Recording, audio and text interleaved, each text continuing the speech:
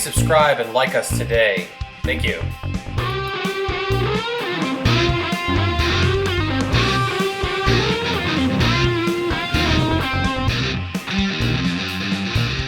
Shout out to Bannon Truck and Trailer for hooking me up. Thanks a lot.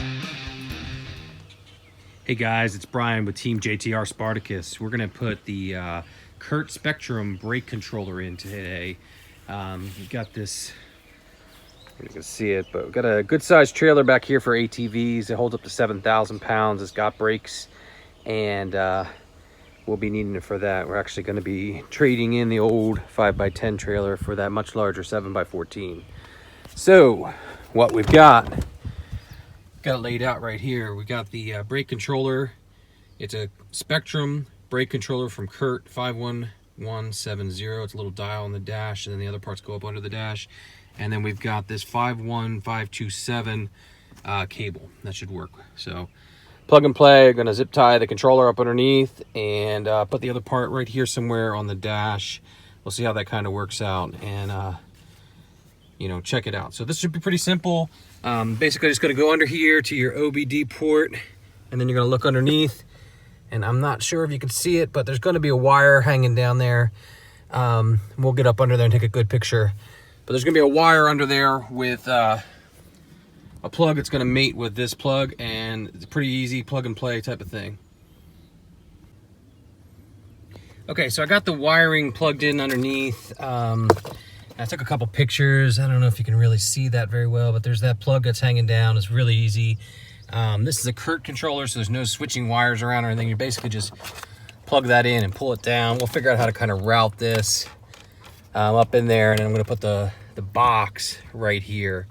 So this box, I'm going to get it mounted in here. I believe that'll fit. We'll do a test fit and then check it out. So stay tuned. I'm going to need both hands. All right, so this is part of our test fitting. You'll see the wires kind of hanging down right now. I kind of shoved it back here behind. There's some of the plenum for the HVAC, for the heating and air conditioning coming down there. I'm going to route this up underneath and zip tie it.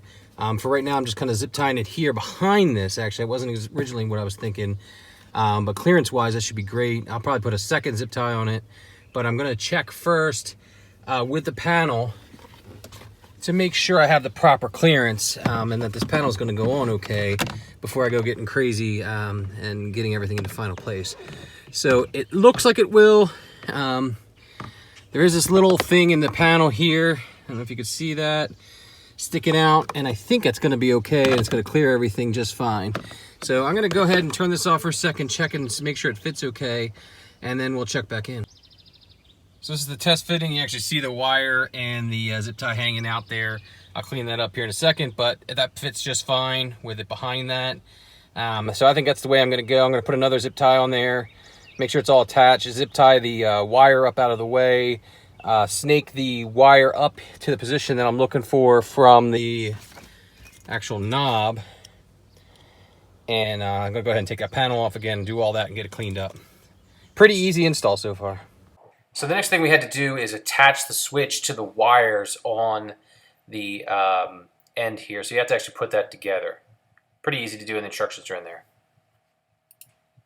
So what I decided to do with the switch is I'm routing the wire through the top of the tilt lever here, and it's basically got an opening here. I'll be careful to get it on top of it so that the functioning doesn't mess with it, but that's the tilt steering column adjustment, and I'm basically using that as a way in, and I'm going to go pretty much right here. So that's what I'm doing basically to route it. I'll zip tie everything up nice and neat, get it back to the box, and then we'll be ready to go. There's the wiring all buttoned up. I just made a big loop. I left some slack in here. I think I said before I was going to go over. I actually went under this and left slack here in case it did hang up. Your mileage may vary as always. But I think that's going to work, and this is 3M taped on there, so there's no hole. You can just barely see the wire here, which I'm fine with that. I think it looks pretty good, and we'll get the dash panel back on and hook up a trailer and see how it works. Dash panel back together, all squared away. That's pretty much how it's going to look. There's a side view, kind of top view. I think if you were driving, it should be pretty accessible to you. right by the lever for the tilt. That functions fine. There's no issues. I left some slack and kind of get it behind there and out of the way. Some zip ties underneath to kind of keep everything together. So overall, I'm pretty happy with this. We'll obviously need to check the functioning out and make sure it works okay. But you know, overall, we're in good shape. Nothing to bang your knees on. That's the biggest thing. There's not enough room down here for those traditional ones. So big shout out to Bannon Truck and Trailer who hooked me up with this. We'll get it all set up, and definitely check out Bannon Truck and Trailer in Wilmington, Delaware. Thanks. Please subscribe and like us today. Thank you.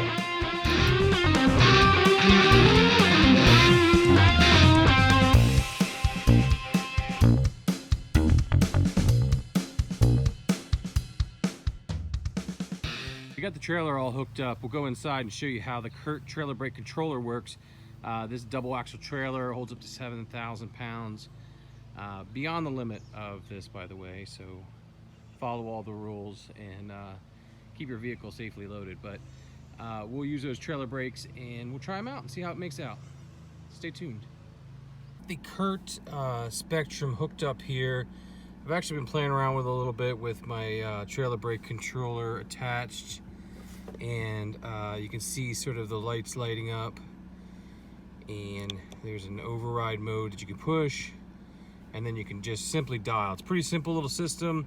You can dial in, and I've actually been playing around with it a little bit, and that seems like a pretty good spot. And the test I basically did was to hold it in the brake mode, and then I let out the clutch and kind of go, and eyeballed and felt the trailer kind of lock up. Your mileage may vary, of course, depending on your trailer weight. That trailer only weighs about 1,500 pounds empty, and obviously if I load it up with more, it holds up to 7,000 pounds. So this is just sticking here with some double-sided tape. I did see it kind of move a little bit under the heat and stuff, so we'll definitely keep an eye on that. And then to adjust the gain, you just turn it up or down.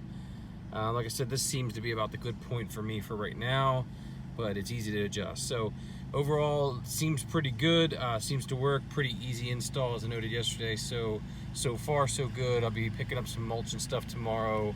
So I'll give it a little try then. It'll probably be around 3,000 pounds. So we'll see how that does. Please subscribe and like us today. Thank you.